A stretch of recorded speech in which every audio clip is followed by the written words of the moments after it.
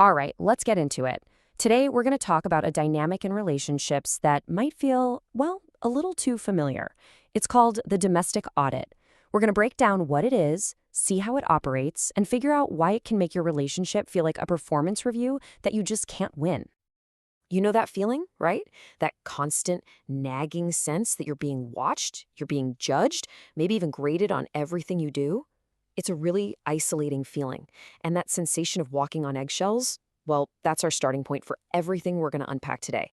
So first things first, the diagnosis.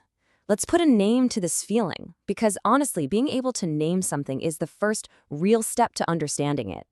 And here's the term, the domestic audit. It's when a relationship dynamic shifts and one partner feels like they're in this never-ending evaluation. The key words to focus on here are perpetual and found wanting. It's not just about having standards, it's about feeling like the standards are designed for you to fail. And really, that's the heart of it. This isn't about healthy feedback anymore.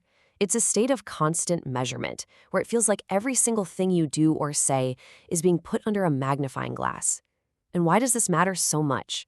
Because over time, it just slowly chips away at the trust and the safety that a partnership is supposed to be built on. Okay, next section, the unattainable ideal. So if you're being measured all the time, what's the yardstick? What is this impossible standard? That brings us to the first major piece of the puzzle, the fantasy composite. And this is a really critical point.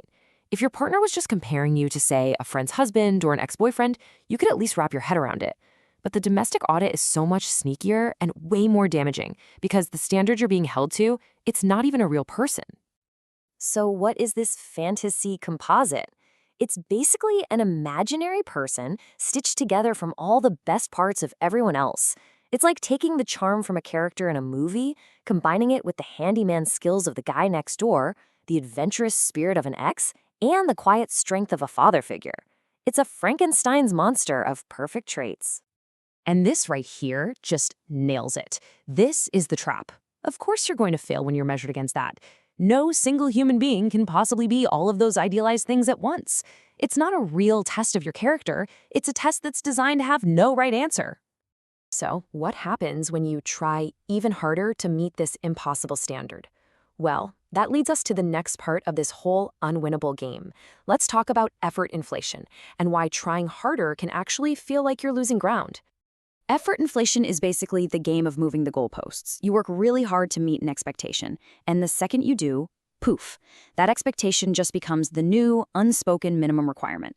What was once above and beyond is now just the starting line. Your effort gets devalued, like its currency is just worth less and less. This slide shows up perfectly.